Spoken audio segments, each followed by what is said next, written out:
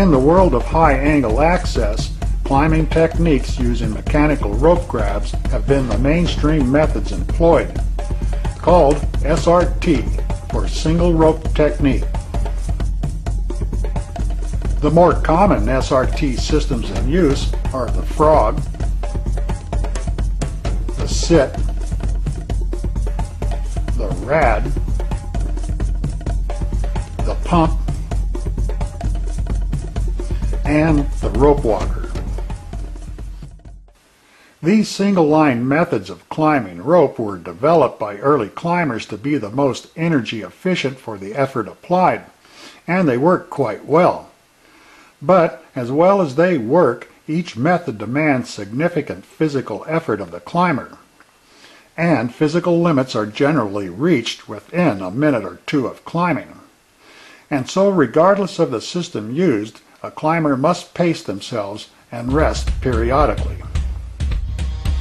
Today, with the modern powered rope ascender, a climber's physical limits is not a factor, and so greater heights can be achieved without any need to stop and rest, which means that by the time a climber reaches the work area, they will not be fatigued, and instead they will be rested and ready to go to work in full capacity. This is the RopeTek powered ascender, called the Raptor.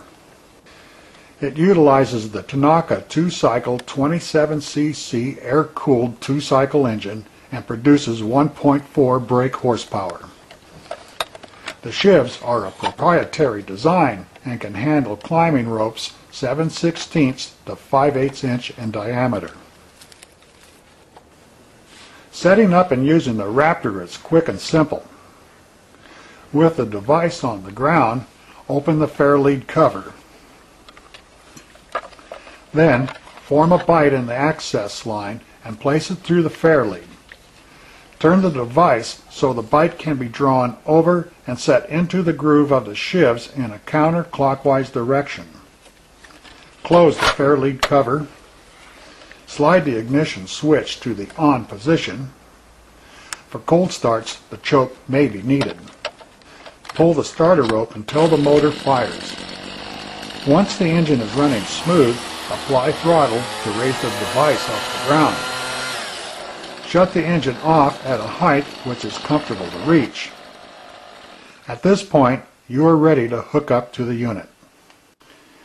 The Raptor powered ascender comes with a backup rope grab that must be attached to the ascent line. And once set on the line, ensure that the detemp pin is fully seated. The backup grab has a tethered connector that is attached to the center ring on the climber's belt. Next, the climber's lifeline is attached to the lifting eye of the Raptor. For arborists, the lifeline is rigged in what's referred to as a double line configuration. Besides being just an attachment point, the lifeline offers descent and mobile capabilities off of the device. After all features are double-checked, the Raptor can be started to initiate the ascent.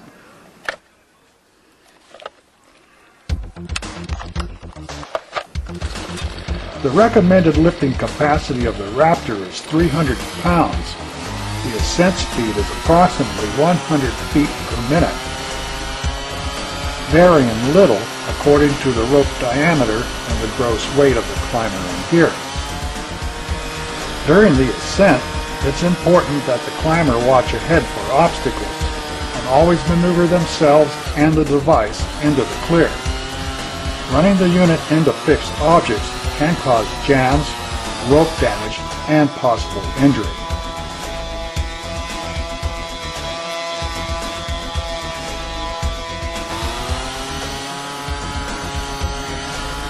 Also, the unit must never be run up against the tie-off point. Some margin of clearance must always be maintained here.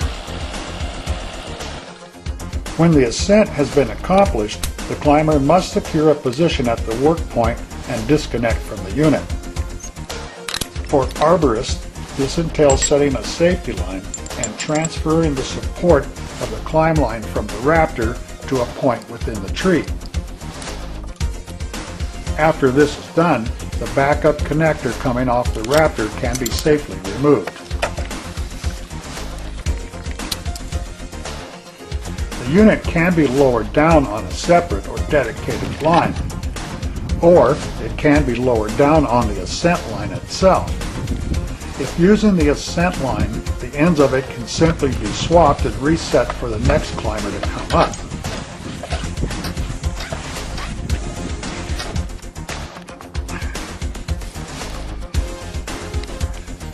If the ascent line is anchored at the ground, then the unit need not be disconnected. Here, the entire works can be lowered from the anchor point on the ground.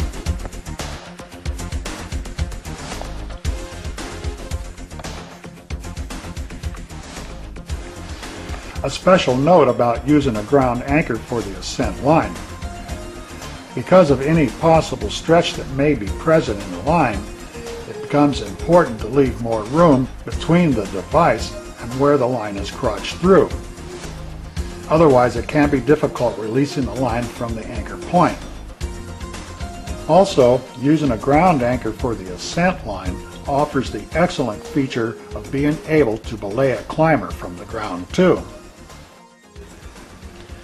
In the event of an emergency or malfunction during mid-ascent, it may be necessary to rappel from the lifting eye of the Raptor using the double line system. However, since the ascent line itself already reaches the ground, it offers a more advantageous method of escape. By knotting the ascent line to a connector and rope grab, it can be reset over the device. This offers the chance to disconnect from the unit and easily rappel using any single line descender, such as a bobbin or figure 8. This method also offers the chance to remove the unit even while your full weight is in the line. As with all new aspects of climbing, each method should be practiced low and slow until they're second nature with the climber. The RopeTek Power Ascender can fulfill the needs of the arborist, mountaineers, high tower linemen, researchers, rescue agencies, and recreational climbers, offering safety, speed, and ease of entry into a wide spectrum of environments.